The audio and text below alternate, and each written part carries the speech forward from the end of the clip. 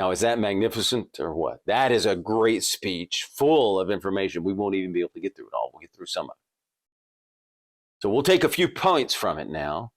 And what does he start right away with? Following Washington's guide, the first president, this third president starts out with being what? Grateful, humble, full of humility. He wrote the Declaration. He's going to be one of the greatest presidents ever soon after he finishes. This is the beginning. He's been at the founding. And just read that. Grateful thanks for the favor which way it passed. They've given him a favor to let him lead. He believes it's a favor. And he says that the task is above his talents. He's a pretty talented man. If you like our mission, please like, comment, subscribe, and hit that notification button. He's anxious and awful. Why? Because he loves the Constitution. He loves this country. He cares. Cares about the people. Cares about limited government. And gratitude, we believe, is important to your happiness as men. Getting up in the morning, being grateful, ending the night grateful. And it's important for a leader to be grateful. And humility is another good virtue.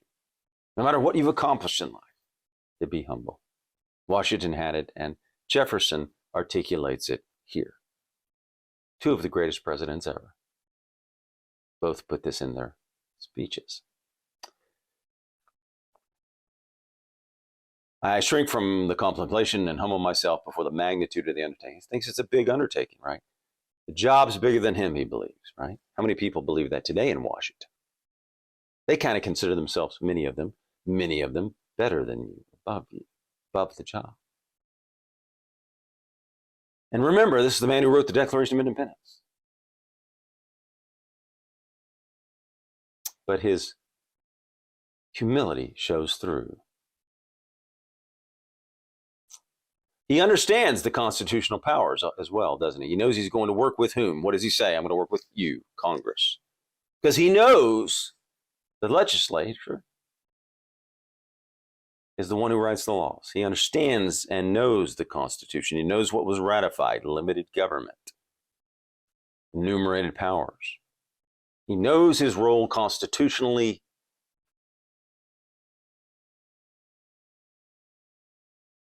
And what prevents him to despair? Do you remember that in the speech?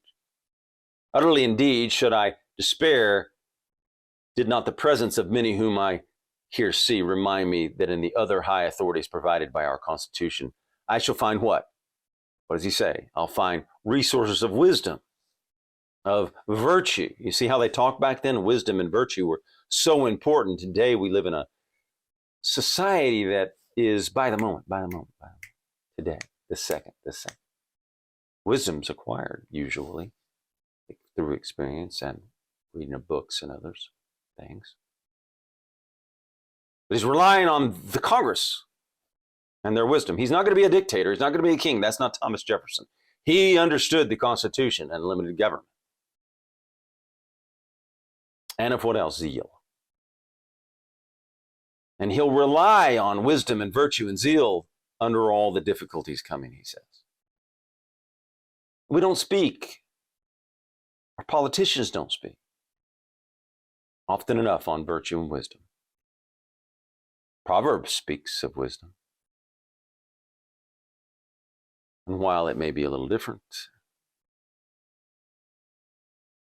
as to what is in this right here, there's still a guidance here, and providence is mentioned. How often do we hear politicians speak humbly with how many are grateful for you electing them? Are they guided by wisdom and virtue?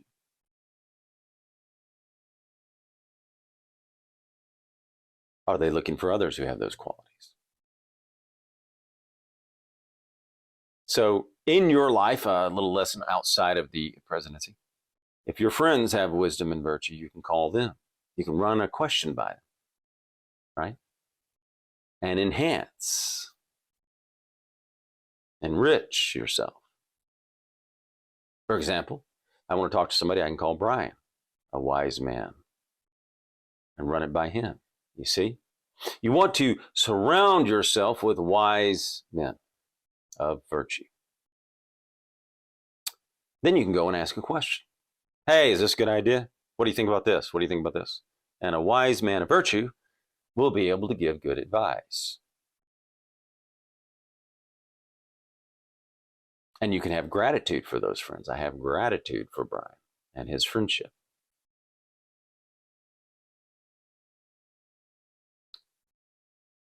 All right, let's keep going. That the minority possess their equal rights. Now, this is the guy who wrote Declaration of Independence. So he's the man you want to hear it from, what it meant. What did it mean, equality, to Thomas Jefferson? Their equal rights with equal law, which equal law must protect, and to violate would be what? Oppression. Equal under the laws. Unalienable rights we all have. That's what equality means. Equal under the law, equal under God. That's it. Not that you will end up the same. Not that you will have an equal outcome. Not that you will have the same parents. Not that you will be born wealthy or poor, or massively wealthy. Not that you will end up massively wealthy or successful. It's not equal outcome. It's just equal in the eyes of God and equal under the law. Equality. Equal in the eyes of God and equal under the law. Okay? Equal under the law, right here. Equal in unalienable rights. Okay? So nothing about equal outcome, nothing about equal opportunity, not in there. People are going to start in different phases of life. There are not going to be equal opportunities. But everybody has a different set of faculties and talents. We'll get to that, and you can use it. As long as government is limited, you will have more opportunities. Key to opportunity is a limited small government. Less regulations, so that if you are poor, you're not paying all the extra regulation fees. You're not dealing with a massive government that's charging you here and there, right? And taxing you massively. Let us then, fellow citizens, and I like this. By the way, that's a big difference than what the socialists teach, right, and the communists. Socialists and communists say, and the powers behind them don't believe it anyway, that all going to be equal. We're going to bring you all down to a certain level, but then we'll be the top bureaucrats and we'll tell you what to do because we know better, right? That's communism, right? Bureaucrats drove the limousines with it in Russia, right? In that society, the bureaucrats have everything. And I love this line here. Let us then, fellow citizens, unite with one heart and one mind. Now, why would he say that? Well, the Federalists had done the awful and atrocious Alien and Sedition Act. There was an animosity there between the two parties already. It was a terrible act. One against free speech. So you see, the attack on free speech started early by the Federalists. By the way, they were routed, the Federalists, because of that act. Jefferson's party routed them in the House and Senate that election. What do we need to prevent dreariness? You remember that line? And this is a man, remember, who magnificently values what? What does he value? Liberty. Declaration of Independence is also about liberty, freedom. What does he say? And again, and remember, election of 1800, Federalist Republicans, listen to what he says. Let us restore to social intercourse that harmony and affection, without which, what? Liberty and even life itself are but dreary things. Now, this is the man who values liberty magnificently. Yet he says we need harmony and affection. Now, look at today and the powers that are dividing us. That doesn't create harmony. To divide black against white, to divide rich against poor, to divide the generations. Because if you're on the freedom side, if you believe in the constitutional republic, we can all be on one side. It doesn't matter what color you are. It doesn't matter how old you are or how young you are. freedom side. Doesn't see color.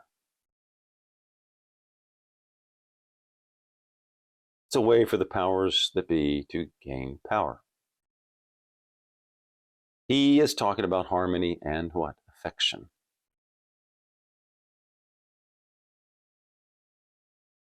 And by the way, it's going to take many of us to hold up that torch for freedom, for liberty. So don't let the powers divide us based on color or age. We can have, though, differences of opinions. Watch what he says coming up. And let us reflect that having banished from our land that religious intolerance under which mankind so long bled and suffered, we have yet gained little if we countenance a political intolerance as despotic, as wicked, as capable of as bitter and bloody persecutions. See what he's saying there? You can have differences of opinion.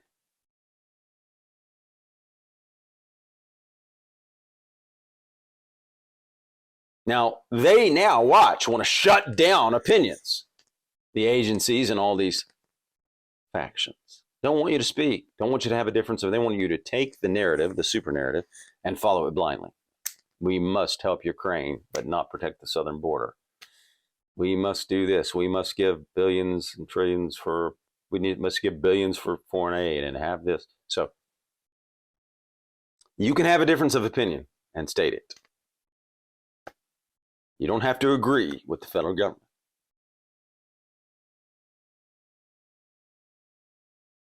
And you shouldn't be persecuted for disagreeing with the federal government. You should not be persecuted for having an opinion.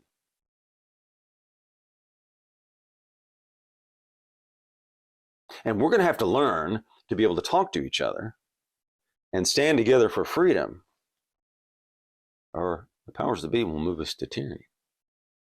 Can't have us doing this. We can disagree peacefully. Say, oh, I don't think that, I think this. Here's why.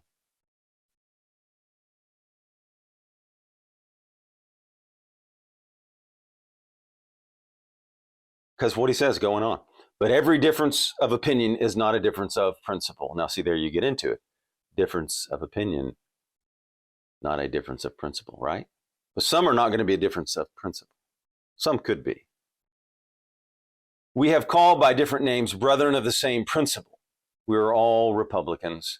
We are all Federalists, he says. If there be any among us who wish to dissolve this union or to change its Republican form, no, watch what he says here. Let them stand undisturbed as monuments of the safety with which error of opinion may be tolerated where reason is left free to combat it. What's he going to say here? Free speech. Let's have some different opinions if you want. Not a government agency controlled censorship, misinformation, disinformation, censorship industry that's going on today. And that is going on today. You are being censored.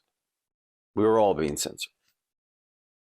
And it's clearly breaking the First Amendment because it's the federal government doing the censoring, instructing social media companies what to do. Those labels. What's Jefferson say? Let us have difference of opinions. Let us have differences of opinions. By the way, it's the way a republic has to work. That's a republic.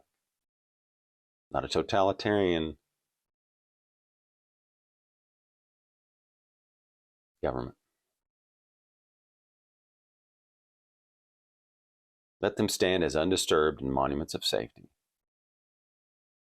By the way, so the Federalists passed the Alien and Sedition Act, right? Jefferson believed you should be able to disagree.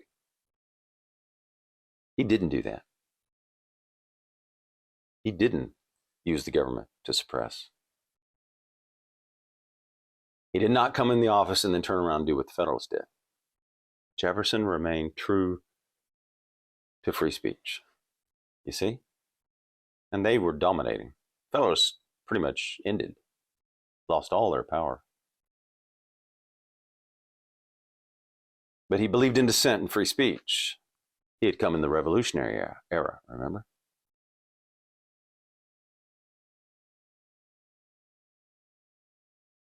He believed in your right to disagree with him, your right to attack him, your right to disagree with his party, your right to disagree with your country. Important for the times, this piece today, because we've been moving away from it. And you have to keep it. Who's it up to now? Jefferson's not here, you're here. So it's up to us, you, to keep this.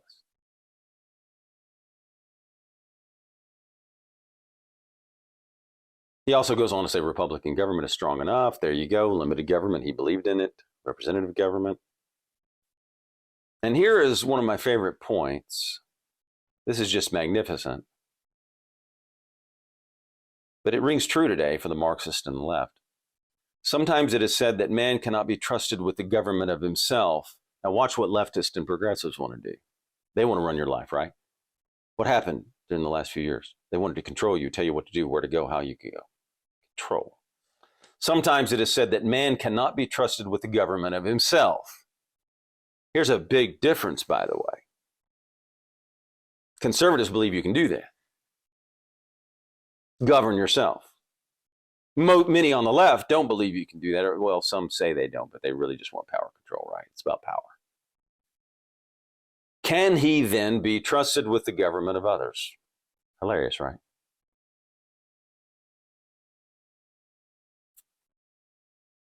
So you hear those words. There's an arrogance. And many want power. It's also about power. They believe they can make better decisions. Many really believe that. It's not just for power. Many really believe they can make better decisions. It doesn't even matter if they can make better decisions. You have freedom. And you have the ability to make your decisions. Where that may fall, where that may lead to, whether it's a better or worse decision, doesn't matter. It's your life. Not for the federal government. And it's a great point, right? If they're saying men can't be trusted, so how can we trust them in government? Right? It's a great point. And you know, many on the left believe they actually do believe they can manage your life better, that they're smarter, that they're better. And watch this. This is good too. This is a great point. I love it. And it's good to remember before we read it. Jefferson wrote against whom? Who was the Declaration of Independence directed toward? It was directed toward the king. We don't have a king in America. We don't have a dictator. We have unalienable rights. They do not come from government. Our rights come from God. So watch this. Or have we found angels in the forms of king to govern him? Let history answer the question. Now that's loaded, right? They just went through the history. They just revolted against a king. They were not going to have another. This is limited government. It's going to be limited government. Isn't that great? We had just had a revolution against a king and of course the parliament too. Let us pursue what? With courage, pursue federal and republican principles. What's that mean? Well, we were a federal republic, right? Most of the power was to remain in the states. You were to have representative government. You would send reps up. States would have most of the powers, all domestic, right? All domestic, enumerated. Federal government only had its enumerated powers. States had the rest. Jefferson knew that, he understood it, and he followed the Constitution. A limited federal government, few and specific powers. No oligarchy, no kings. What else did we learn about equality? Entertaining a due sense of our equal right to the use of what? Our faculties. Ladies and gentlemen, you can use your faculties if the government stays out of your way, if it remains limited, specific, and the federal government is small. You have more opportunity to use your faculties and rise. That's why sometimes the power of the bee want these laws and regulations and these big agencies to keep you down so they keep all the money, so they gain more, right? To the acquisitions of our own industry. We haven't followed that one very well, have we? We've got all kinds of taxes, all kinds of regulations. The Fed and federal government spend so much that wipes out your money, increases the homes. That's another tax. So they're wiping out people from the federal government. Between the taxes and the Fed and the regulations, you have a harder time. That's why young people today and people have a harder time. Anybody has a harder time buying a home today because of all this federal spending and the Fed and the regulations and the taxes and the enormous size of the government. To the acquisitions of our own industry. Don't we wish that would still be true? Look at the taxes today. Look at the inflation. To honor and confidence from our fellow citizens, resulting not from what? Birth, but from our actions. And we always tell you men to take action. The smaller the government, the more your actions will have a better chance for increasing you.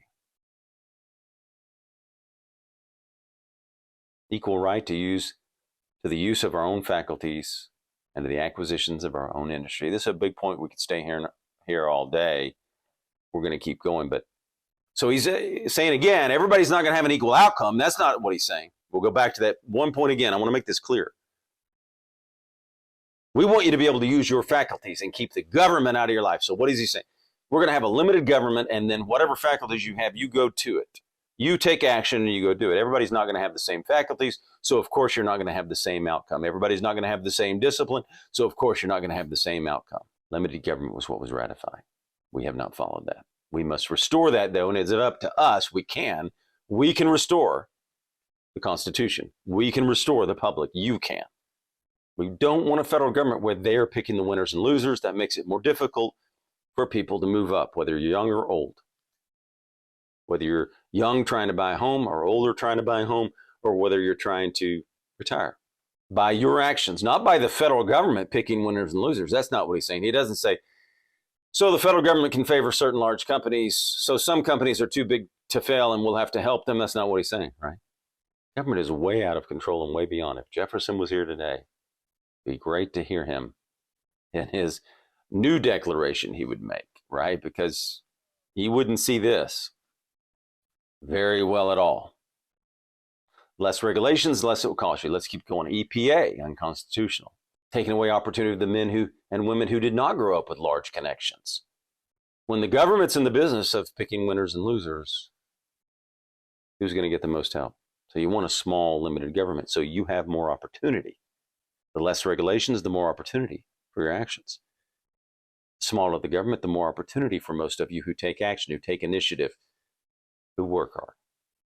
Enlightened by a benign religion, professed indeed and practiced in various forms, yet all inculcating what? And this is a great part. We talk about this a lot. Inculcating what? Here's a key. Honesty. See how they talked back then? What's important? Honesty, truth, temperance. How many people talk about temperance day? We did in the very first video, second video. Gratitude. And what?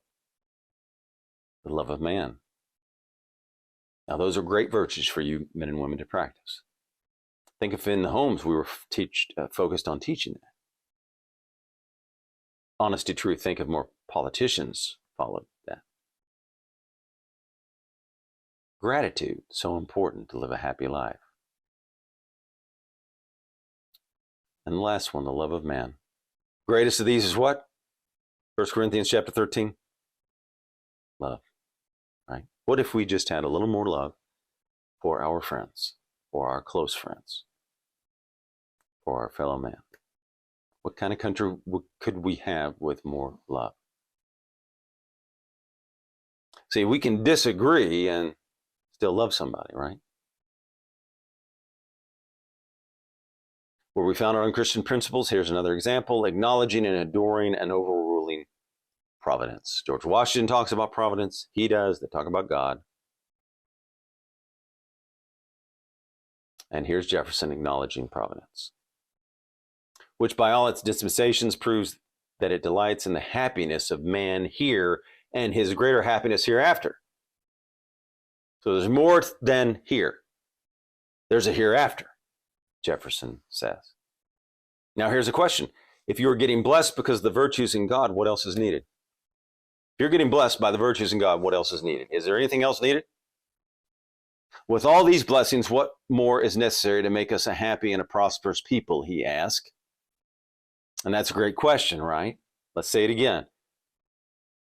With all these blessings, what more is necessary to make us a happy and a prosperous people? What do you think it is? How many people are happy? Look, by the way, how many people are happy today? You got a lot of depression, isolation, loneliness. What's causing that? Well, of course, it's multivariate.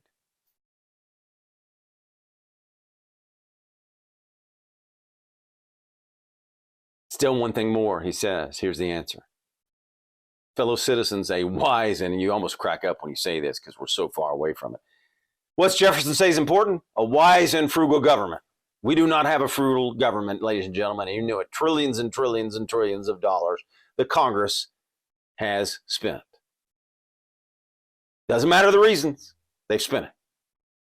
Trillions and trillions in debt. Think of what Jefferson would think of this Congress.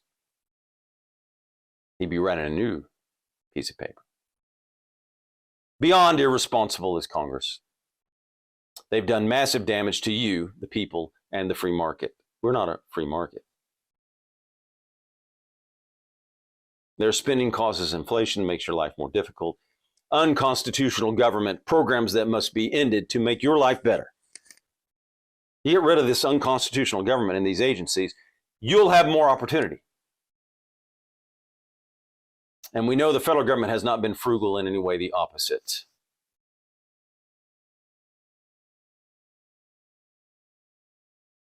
Just terrible. I mean, it's atrocious what the federal government has done with money. And more people should be peaceful, always peaceful, but upset and calling it out.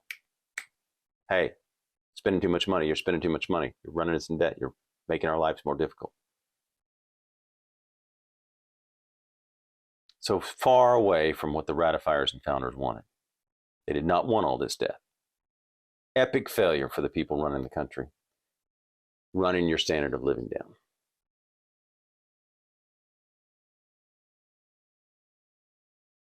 Now, which shall restrain men from injuring one another. And look what's going on in the city governments and some states. Are they restraining men from injuring one another or letting them burn down buildings in some states and cities? That's a failure of government. If they're supposed to protect private property, but we know that's a plan to destroy private property, they're not doing it. They're doing the opposite. They're letting crimes happen. In fact, inverting it so that the guy who's the hero could end up going to jail and the bad guys get away. It's not really equal under the law, is it? In fact, we have a lot of problems of equal under the law right now. Do you feel there's an equality under the law? Shall leave them otherwise free to regulate their own pursuits of industry and improvement. We're not free at all right now. We've been losing freedoms. I mean, we're less free. I don't want to say we're not free at all. We still have some freedoms, but we've less freedom. Are you free to regulate your own pursuits of industry improvement? And do you think and feel that way about it? You see, we need a freedom movement in this country where people know what freedom is and they value it like Patrick Henry and Thomas Jefferson. The founders and ratifiers understood freedom and they were willing to die for it. How many are today? Regulate their own pursuits of industry. What do you have today? The EPA and all these agencies getting in your way, making it more difficult to achieve greatness, to achieve your dreams, to create the life that you want. These agencies are hampering you, getting in your way. You need to regulate it, not them. Making it more difficult to do business for you. You have big government telling you whom to hire. Federal government never had that power. Courts didn't have the authority to give them that power. You should be free to hire whomever you want at any time because it's your business and you're taking the risk. And because that is constitutional, the federal government has no business in it. Affirmative action, unconstitutional. That's actually unequal under the law. Diversity, equity, inclusion, unconstitutional. Federal government has no business in it.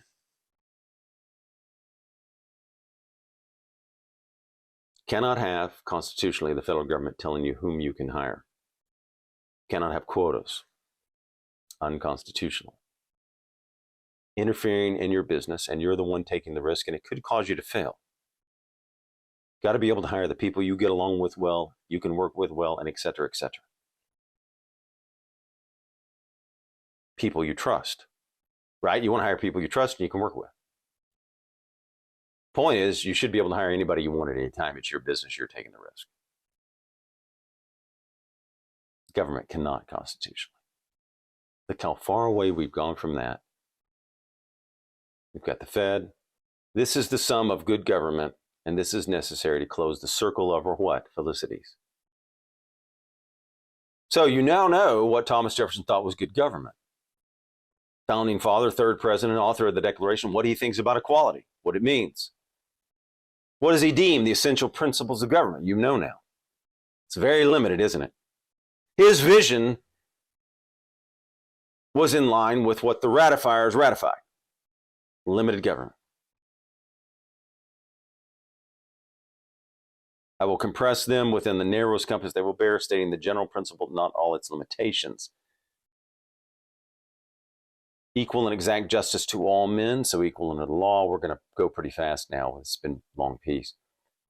Unalienable rights, every man. We went through that, of whatever state or persuasion, religious or political. Let's keep going. So if you're a constitutionalist or a Christian, you'll have the same rights.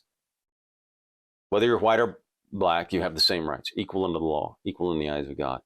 All have unalienable rights. Color does not matter. Age does not matter.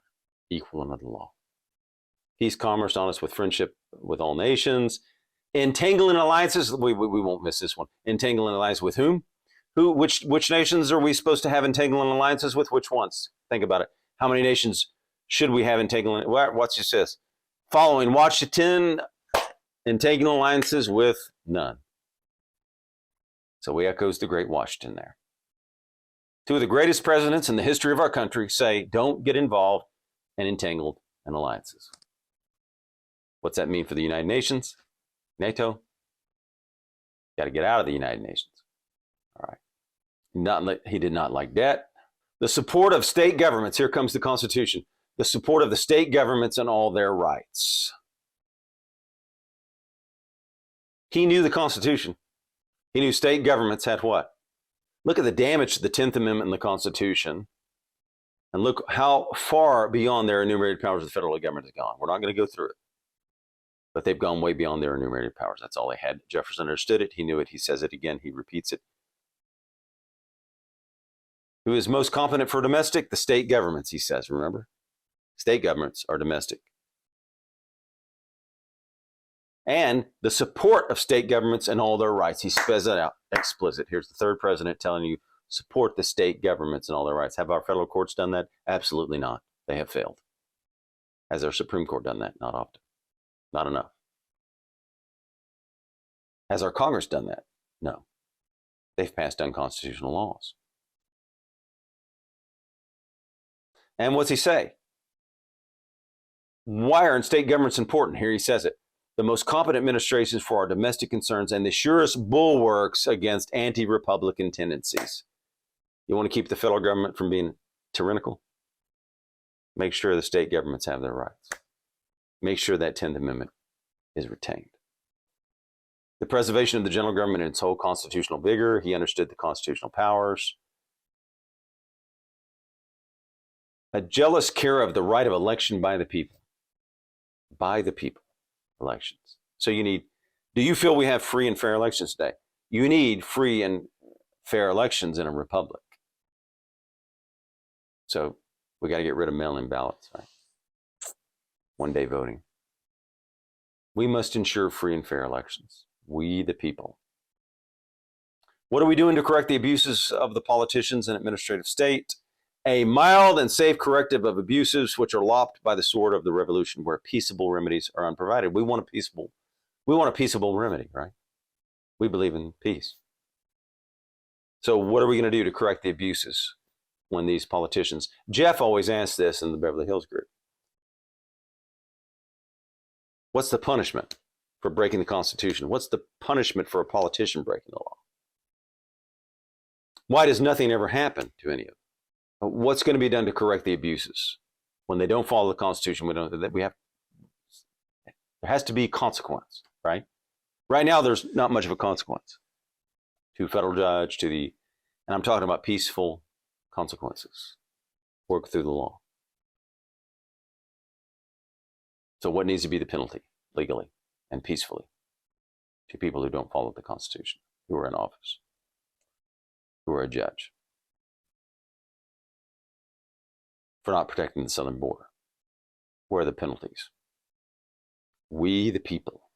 Absolute acquiescence to the decision of the majority, the vital principle of republics, from which is no appeal but force. So listen, in a republic, you do have to follow the people. Now, we're not a democracy. We're not a pure democracy. We are not a pure democracy, and the founders did not want a pure democracy.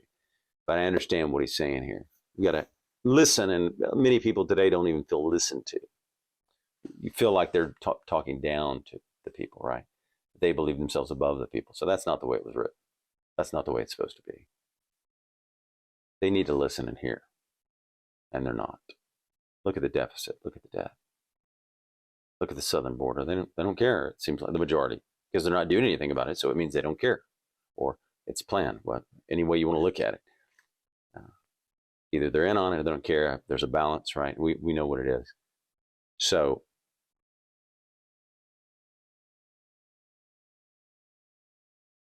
the vital and principal immediate parent of what? Despotism, he says. Well-disciplined militia, that's been changed. We'll go into that later. Our best reliance in peace and for the first moments of war till regulars the supremacy of the civil over the military authority. And here's where Congress has failed in an epic manner. Economy and the public expense. It's almost laughable. You got to laugh at this. That labor may be lightly burdened. The honest payment of our debts and sacred preservation of the public faith. You can laugh again. Because Congress ignores this and they just spend. All the way, trillions and trillions. This is essential to government, remember what he's saying. Essential.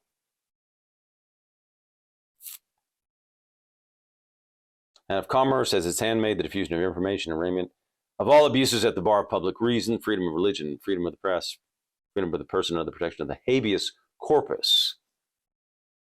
You don't want habeas corpus suspended by a president, right? Ever.